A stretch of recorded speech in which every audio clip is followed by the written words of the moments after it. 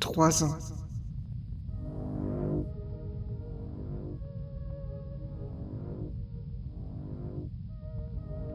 C'était il y a 3 ans que nous nous sommes rencontrés. Retournons vers le passé.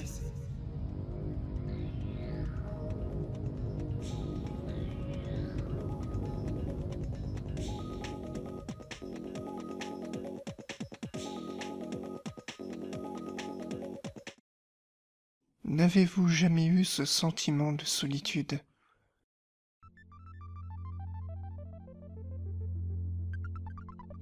Comme s'il vous manquait quelque chose.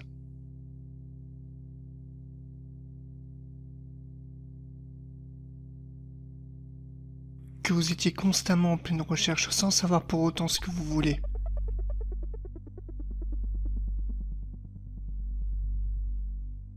Ce sentiment indescriptible qui fait que l'on se sent incomplet. Mais également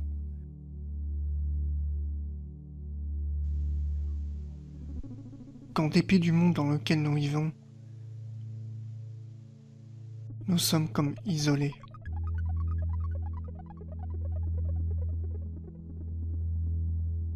Prisonniers même, que ce soit par une barrière, une porte ou peut-être un mur.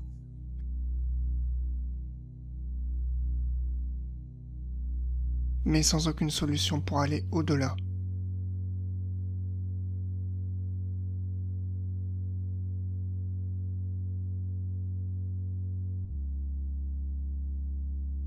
Pourtant, au fond de vous, vous le savez. Vous le sentez. Il y a quelque chose.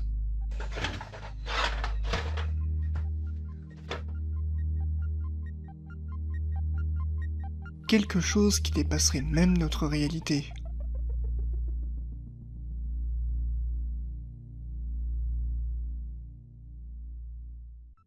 C'est ce que nous proposent Thomas Romain et Tania Palumbo, deux anciens élèves de chez Gobelin. C'est à l'occasion du Festival d'Annecy de l'an 2000 que l'on va leur proposer de réaliser un petit court-métrage qui servira d'ouverture. Un petit court-métrage de 50 secondes qui s'intitule « Les enfants font leur cinéma ». Bien que court, il a quelque peu tapé dans l'œil, notamment dû à son atmosphère. Ce sera donc pour le Festival d'Annecy 2001 qu'on leur demandera de réaliser un court-métrage un peu plus long afin d'attirer le regard des chaînes de télévision. Et c'est ainsi que naquit Garage Kids. D'une durée courte de 5 minutes et entièrement en anglais, on suit Odd, un nouvel élève qui fait la connaissance d'un nouveau groupe d'amis composé de Jérémy, Ulrich et Yumi. Tout semble aller pour le mieux jusqu'à ce qu'une menace étrange fait son apparition. C'est ainsi que Odd est embarqué dans une histoire où il découvre que ses futurs amis se battent contre une entité virtuelle en voyageant à l'intérieur d'un monde à l'aide d'une machine ou que certains possèdent des pouvoirs, en l'occurrence Yumi avec la télékinésie, et qu'il est désormais obligé de faire partie de l'équipe. Le court-métrage ne donne cependant pas de conclusion, mais une simple idée si cette histoire était développée. Rendant hommage au travail de Koji Morimoto, le réalisateur des épisodes de l'anime Cobra, mais également du segment Au-delà des Animatrix, Garage Kids a su attirer l'attention de chaînes de télé, notamment France 3 et de la société de production Antefilm, qui deviendra plus tard Mondscoop, et lança en septembre 2003 la série qui allait émerveiller le jeune public français des années 2000 dont j'ai fait partie, Code Lyoko. Et si c'était donc ça ? Et si cette autre part de moi-même était dans un autre monde ? Mais maintenant, comment leur parler ? Comment trouver un moyen de communication ? Tout reste encore un peu flou, mais j'ai déjà un début de réponse. Cependant, je ne cache pas avoir une certaine crainte. Une peur sans doute ma foi ordinaire, mais... oh combien tout cela va changer pour moi.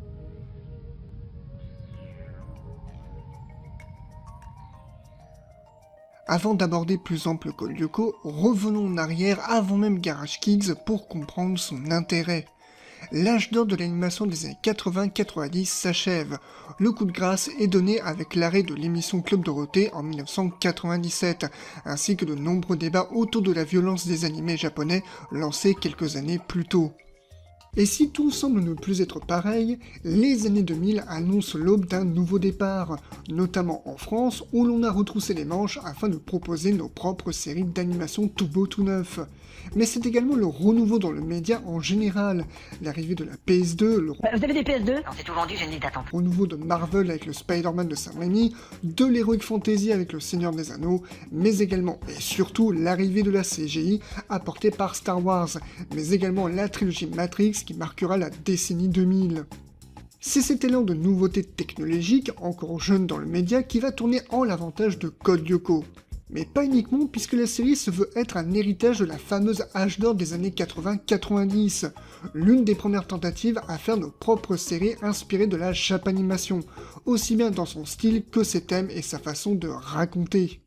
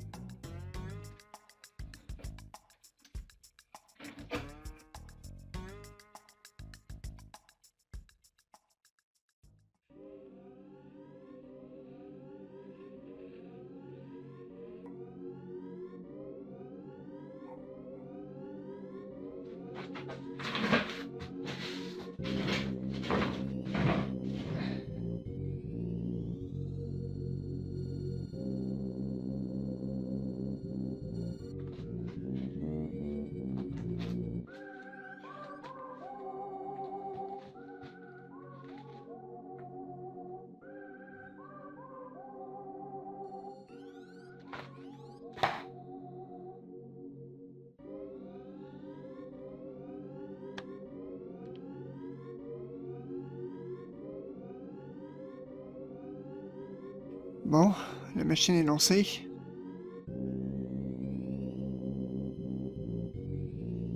Allons découvrir d'autres mondes.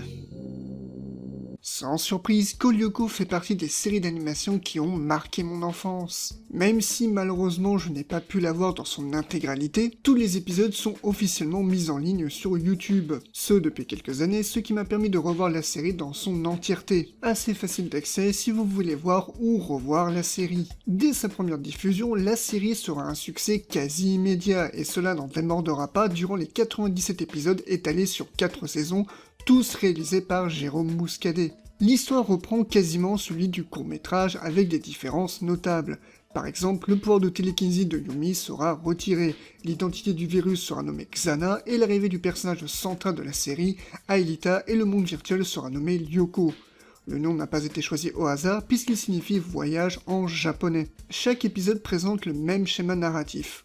Xana attaque notre monde d'une quelconque façon et nos héros vont dans le monde virtuel de Lyoko afin d'escorter Aelita jusqu'à une tour appelée Tour Mémorielle pour qu'elle puisse y inscrire le code Lyoko qui permet d'exécuter le retour vers le passé afin de recommencer la journée en effaçant Xana. Un schéma narratif qui peut sembler redondant, mais qui s'explique par un détail. C'est la directrice d'écriture, Sophie de Croisette, qui l'explique. En effet, lors de l'écriture des épisodes, un problème est vite apparu.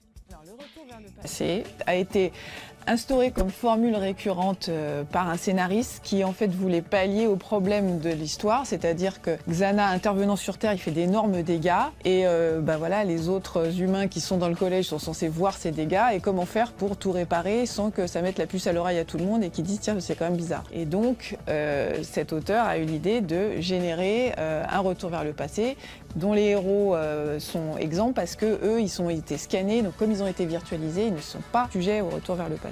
Cette astuce trouvée a permis à l'équipe d'écriture de se concentrer davantage sur le parcours des personnages. Mais ça, on en reparlera un petit peu plus tard. Ce qui m'avait essentiellement marqué avec Code Lyoko, c'est cette idée d'aller au-delà de notre propre monde. S'appuyant sur les thématiques liées au monde virtuel, un sujet neuf à l'époque mais très actuel aujourd'hui, la série aborde cette thématique avec beaucoup de nuances. Et comme l'idée est avant tout de faire voyager le public à travers un autre monde, la série décide donc de mélanger dessin animé et animation en CGI. Les deux styles représentent à chacun leur propre monde, intégrés de façon logique. Et je me souviens que lorsque j'étais petit, voir ça, c'était juste complètement fou. Juste regarder cette séquence où Jérémy et Aelita se parlent, voir ça en 2003, c'était juste fou.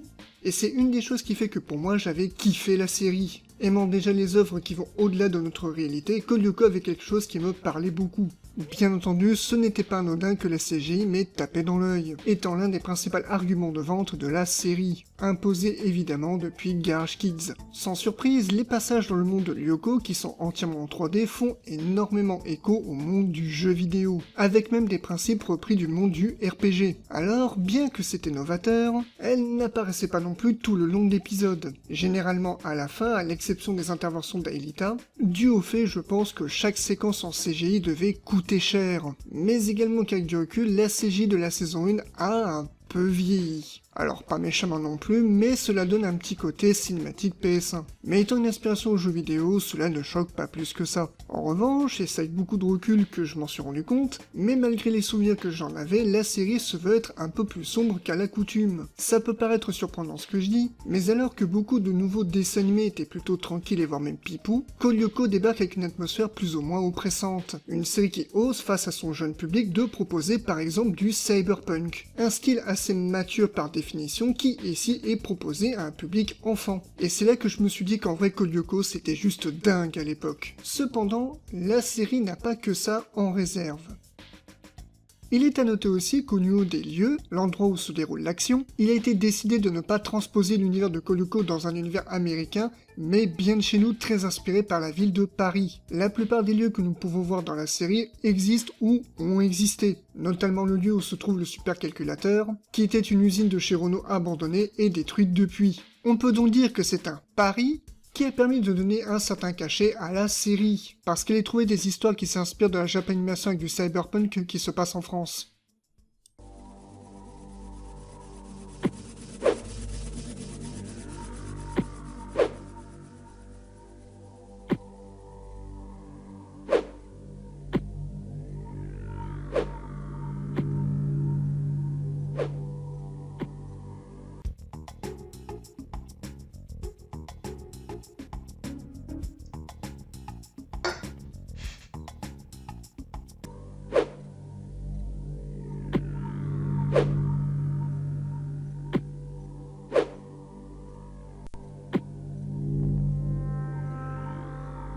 Et me voilà. Désolé de l'attente.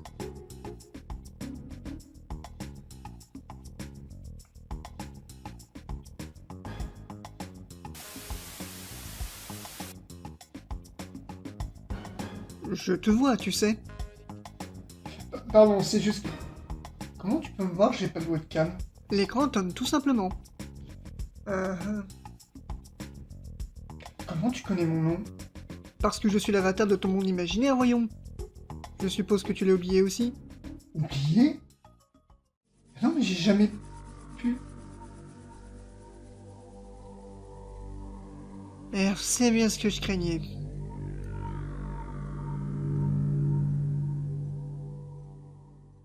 Ce que je n'ai pas oublié de la série, c'est évidemment ses personnages. Pour ma part, mes préférés étaient Odd et Aelita. Bon, Odd, c'est pas ce qui me faisait rire, même si ce n'est que récemment que j'ai compris que c'était un garçon. Désolé mec. Et Aelita qui représentait la prouesse technique de l'époque. Mais comme vous avez pu vous en douter, la série ne se repose pas uniquement sur l'arrivée de la CGI. C'est avant tout l'écriture et l'évolution des personnages au fur et à mesure des saisons qui ajoutent de la profondeur. Notamment avec un personnage, et je vous le donne dans le mille, Aelita. Bien entendu, le quatuor n'est pas à délaisser, chacun apportant leurs propres traits de personnalité qui créent un groupe qui fonctionne, bien qu'un peu simpliste, mais pas tant que ça. Si vous avez déjà vu des épisodes de la série Code Lyoko, vous avez sans doute remarqué à quel point le personnage d'Aelita était quasiment central, au point que le générique de fin de la saison 2 commence à donner quelques indices. Parce que lorsqu'on visionne la saison 1, on se rend très vite compte que Aelita n'est pas juste une intelligence artificielle, et cette importance n'est pas un hasard. Si malheureusement, durant la production de la saison 1, Thomas Romain décide de claquer la porte, suite à des divergences artistiques et scénaristiques qui fait qu'il a eu l'impression d'avoir vu son projet lui échapper des mains, ce n'est pas le cas de Tania Palumbo. Parce qu'en faisant mes recherches pour ces vidéos, j'ai vite compris quelque chose, c'était que à quel point Code Lyoko, c'était son bébé, et en tant que créateur, je la comprends amplement. Dans un premier temps, il faut savoir que le style graphique de la série n'est ni plus ni moins que le sien. On peut rire du fait que du coup c'est grâce à elle qu'on a droit à des personnages avec des grands fronts, mais au dire de Jérôme Muscadet et Sophie de Croisette, c'était amplement voulu de sa part. De la même manière que les Simpsons ont la peau jaune, ces personnages auront des grands fronts. Et ça datait déjà de leur premier court-métrage. Mais cela ne s'arrête pas là. J'avais évoqué tout à l'heure rapidement le caractère des personnages, et que si dans les grandes lignes on retrouve les clichés un peu de base, il faut savoir que, apparemment, la personnalité de Yumi serait basée sur celle de Tanya Palumbo. Mais également, et là je vous le donne à nouveau dans le mille, le look d'Elita, notamment par rapport à ses cheveux roses, serait également inspiré de Tanya Palumbo. Il n'est donc pas impossible que sa participation aille au-delà du simple style graphique, ayant une place bien plus grande dans son propre univers. Pour vous dire, j'ai lu qu'apparemment Tanya Palumbo avait quitté l'industrie de l'animation au moment où Code Lyoko s'était arrêté. Et pour ajouter un petit plus, parce que je viens juste de m'en rendre compte à l'instant, la plupart des noms donnés aux personnages de la série sont en fait inspirés de personnes qu'ont connu Tanya Palumbo et Thomas Romain quand ils étaient chez les Gobelins. Mais du coup, ce lien entre la créatrice et Aelita, eh bien c'est un lien que les spectateurs partageaient également. Au point que, et je me rappelle que c'était quelque chose qui était débattu dans les cours d'école, bien que dans un certain sens c'était un peu couru d'avance, mais on avait ce petit rêve d'imaginer Aelita venir dans notre monde.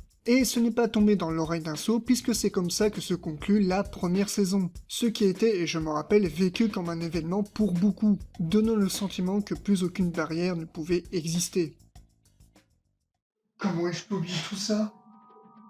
Toutes ces histoires, tous mes personnages? Il y a sans doute une raison légitime à cela, mais pour l'heure, il y a un autre pépin. Comment ça?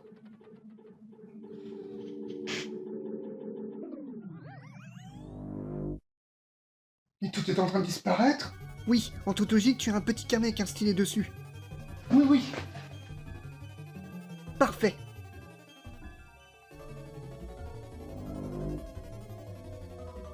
Branche sur un des câbles de ton PC et pointe-le dans la pièce. Entendu.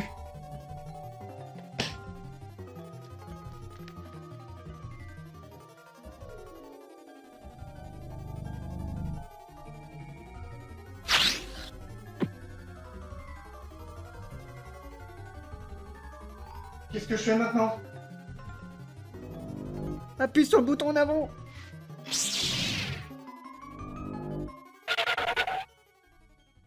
Ouf. Ça va? Ouais, mieux.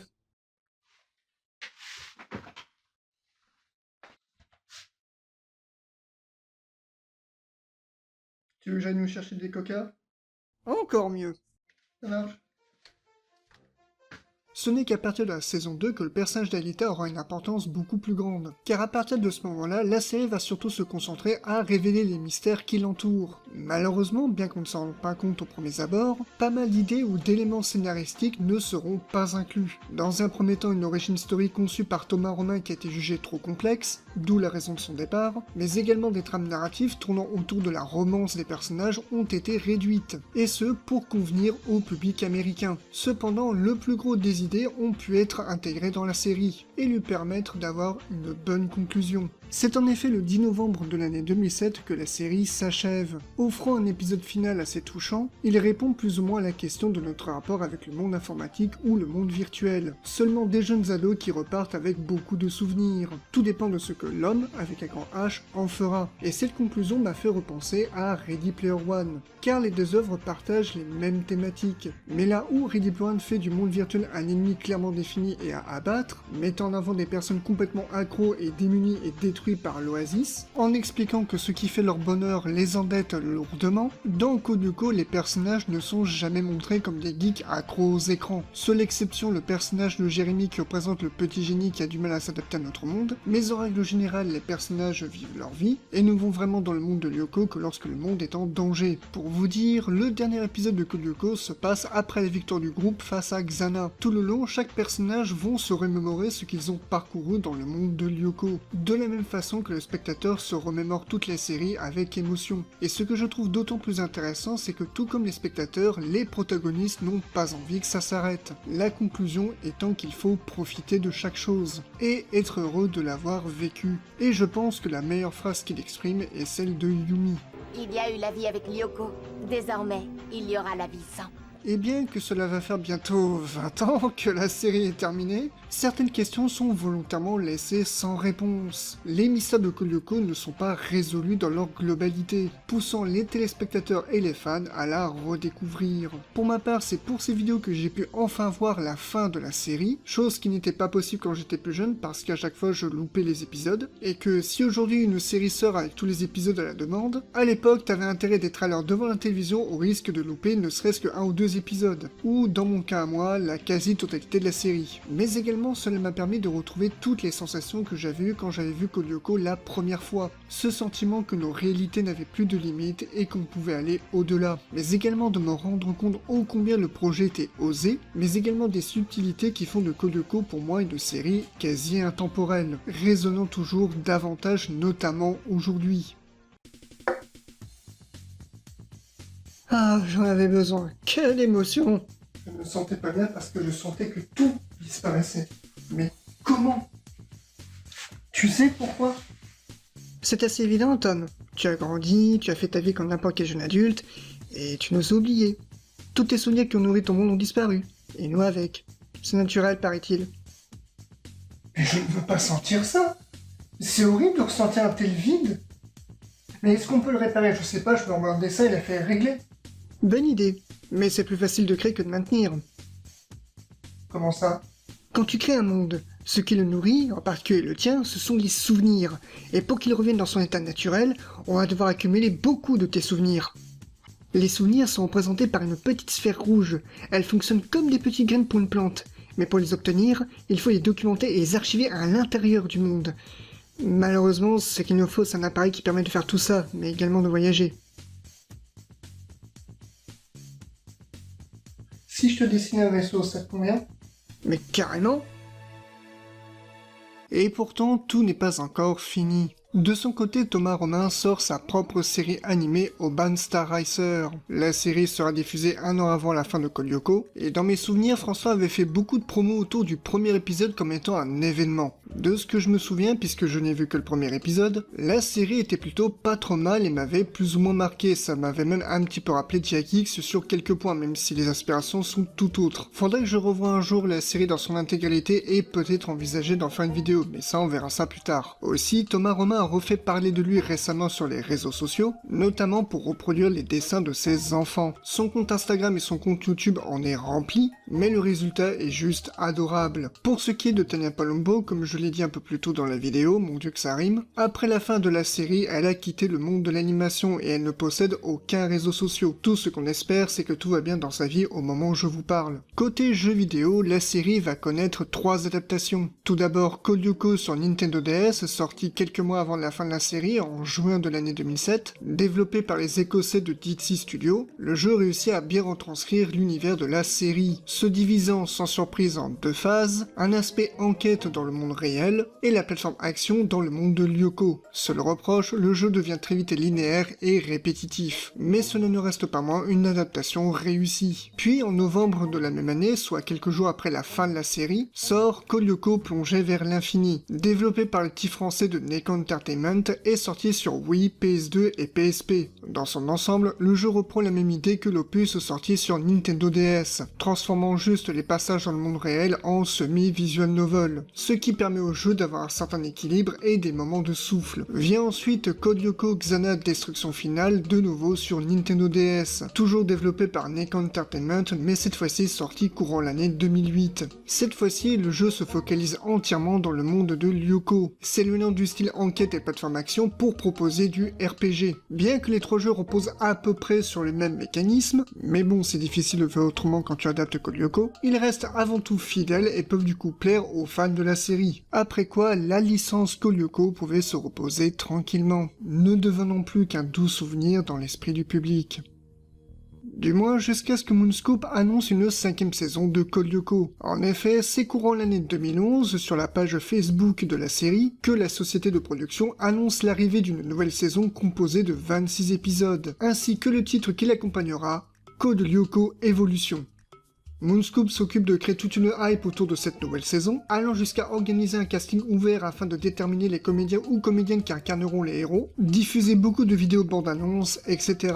La série est diffusée du 5 janvier 2013 jusqu'au 19 décembre de la même année, et sans surprise ne recevra pas un accueil favorable. L'histoire reprend là où la saison 4 s'était arrêtée. En effet, une nouvelle version de Xana, baptisée Xana 2.0, fait son apparition. Les Lyoko guerriers doivent donc reprendre du service, avec toujours comme toile de fond les mystères qui entourent le personnage d'Aelita. Alors, je sais que la série s'est beaucoup fait flinguer sur internet, et même si je comprends pourquoi, je vais cependant être indulgent. La première chose à noter qui vous a évidemment sauté aux yeux, la partie animation 2D a été compromis pour du live action. Je n'ai cependant trouvé aucune explication de pourquoi ce changement, mais c'est ce qui va être le premier désaccord avec le public, et surtout les fans de la série, notamment dû à la proximité et à la fidélité des personnages. Le jeu des comédiens et des comédiennes a notamment été critiqué, là aussi pour les mêmes raisons, mais je vais être un peu plus indulgent. Dans un premier temps, on se retrouve face à des comédiens et des comédiennes qui ont très peu d'expérience, et j'ai cru comprendre que Code Lyoko Evolution était leur première série pour la plupart, ce qui quelque part était un véritable défi pour eux. Cependant, ce qui n'a pas non plus aidé la série, c'est évidemment ses effets spéciaux. Ils ont malheureusement vieilli et font assez cheap. Mais du coup, avec tout ça, vous vous dites, qu'en est-il du monde de Lyoko? Eh bien, c'est cette partie qui a permis à la série de ne pas trop se faire taper sur les doigts non plus. Les passages dans le monde virtuel sont bien plus réussis. Bien que sans surprise, ces séquences ont coûté plus cher, la CGI ayant bien évolué au fur et à mesure que la série avançait. Avec une petite modification dans le modèle des personnages, ce qui fait qu'on s'éloigne un peu du style de Tanya Palumbo, alors qu'à titre personnel c'était justement l'endroit où ils auraient dû le conserver, ce que je ne comprends pas trop mais bon. Ce sont évidemment ces moments-là que les gens retiendront de Code Lyoko Evolution, parce que quand on regarde du côté de la mise en scène, c'est pas vraiment ça. Tous les épisodes de la série sont réalisés par un certain Lucio Di Rosa, essentiellement connu pour avoir réalisé des épisodes de scènes de ménage, et disons que sa mise en scène c'est un peu le strict minimum, notamment beaucoup de plans serrés comme pour pallier à un problème de décor. Pourtant on sent par moments que la mise en scène essaie de reproduire les plans de la série d'origine, notamment sur les décors, mais le résultat fait un peu confus et brouillon. Après, pour ce qui est de son scénario et de sa conclusion, il faut plus voir Code Lyoko Evolution comme étant une saison bonus. Dans un sens, elle se suffit elle-même et n'est pas vraiment importante. L'histoire sent un peu le réchauffer sur quelques points et ne propose pas grand chose de plus. La série est disponible dans son intégralité sur la même chaîne YouTube que les 4 premières saisons, si jamais le cœur vous en dit.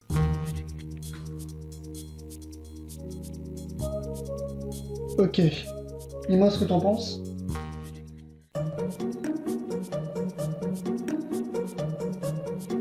Bon, bien sûr, il y a 2-3 défauts, mais oui, non, c'est très bien, c'est très bien. On teste ça.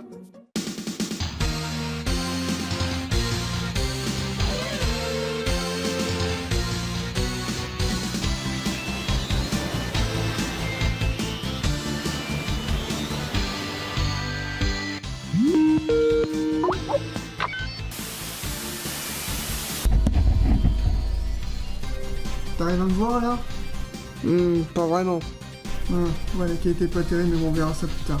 Ouais, l'important c'est l'envol de ce joli petit coucou. Oh, Mamanka, je voulais te poser une question. Est-ce que tu sais qui c'est qui m'a envoyé ça? T'arrives à voir? Ouais. Ah, c'est toi, voyons.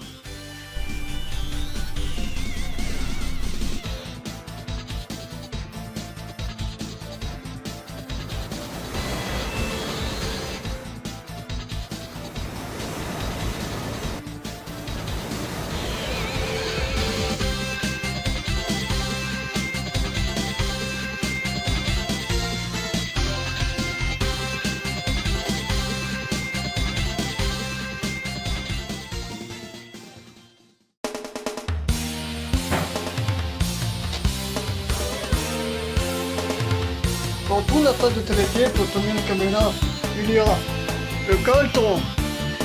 Regarde, regarde, touche pas, regarde.